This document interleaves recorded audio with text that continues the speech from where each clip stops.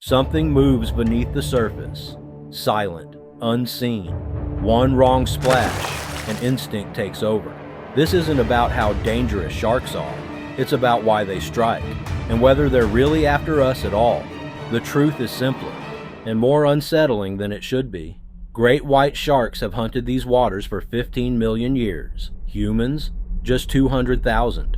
And for most of that time, we were never on the menu. Sharks evolved to hunt seals and other fat-rich prey that fuels a predator weighing up to 2 tons. From below, a surfer looks exactly like a seal. Same silhouette, same size, same awkward paddling motion. A great white rising from the depths at 25 miles per hour has about 2 seconds to decide if you're food. Most shark attacks end after the first bite. The shark realizes its mistake almost immediately. Human flesh is lean, bony, and apparently tastes terrible compared to the blubber-rich seals sharks prefer. We're like accidentally biting into cardboard when you expected chocolate.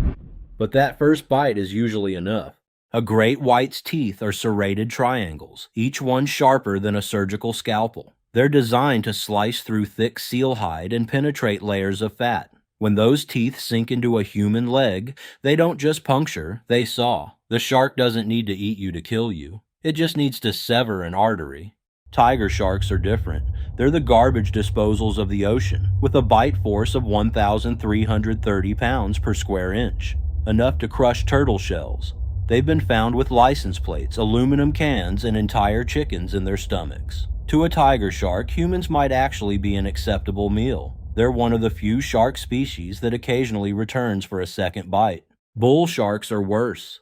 They hunt in murky water where visibility is near zero, relying on electroreception to detect the electrical fields generated by muscle contractions. Every heartbeat, every nervous twitch sends out a signal. Bull sharks patrol river mouths and shallow bays, exactly where humans like to swim. They're responsible for more unprovoked attacks than any other species, not because they're more aggressive, but because they live where we do.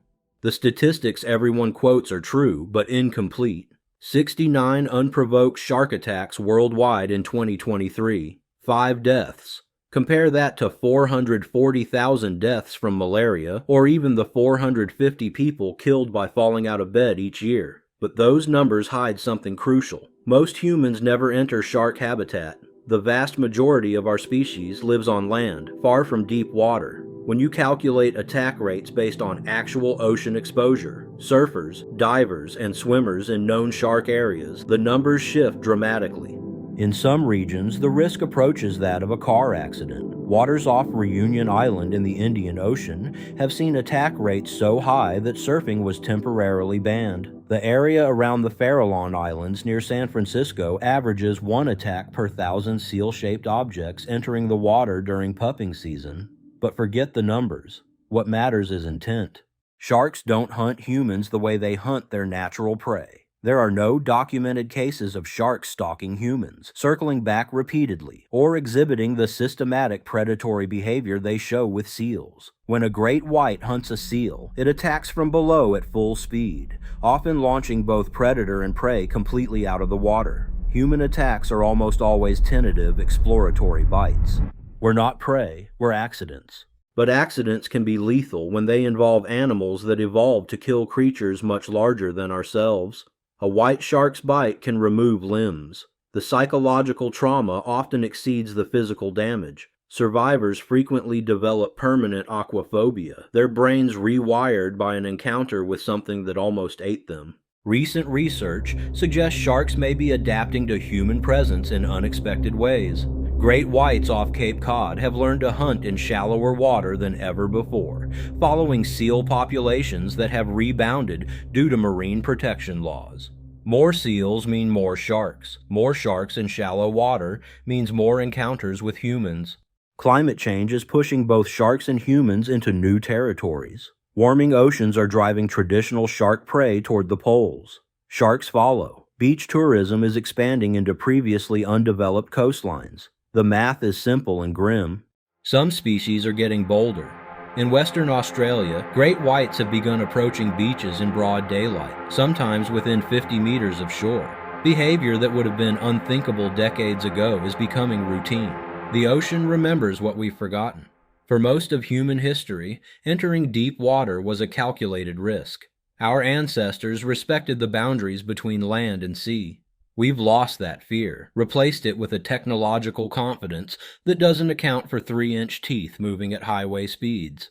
Sharks don't eat people, but they kill us anyway, almost by accident, while hunting for something better. We're bycatch in our own story, collateral damage in an ancient predatory system we barely understand.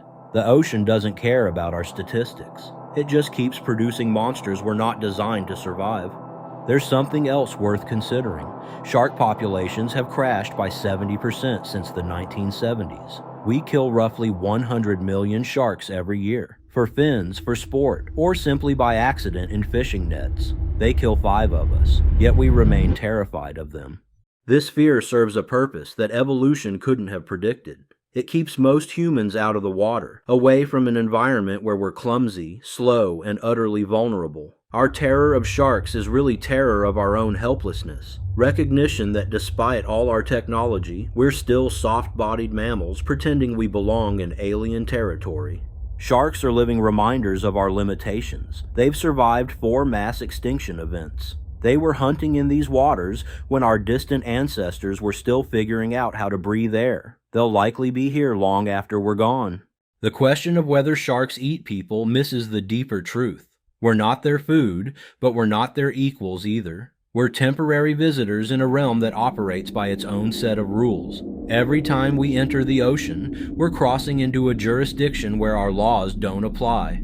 Sharks are not just predators. They belong to the ocean in a way we never will. Their presence doesn't change. It waits, it moves, it endures. We look at the water and think we see it clearly, but what we're seeing is a reflection of ourselves, of land-bound thinking. The real ocean is deeper, darker, older. It doesn't shift for us. It doesn't notice us. It just keeps going. A shark doesn't announce itself. It doesn't need to. It passes through the water like a thought the sea forgot to finish.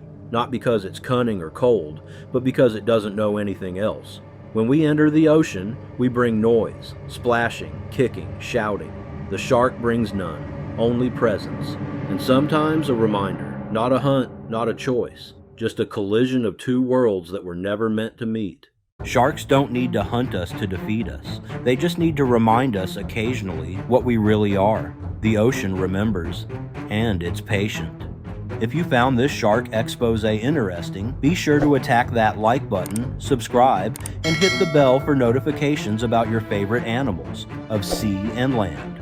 Shark Week 2025 has just started. If you missed our video last week, find out how the megalodon shark couldn't survive the blue whale's world.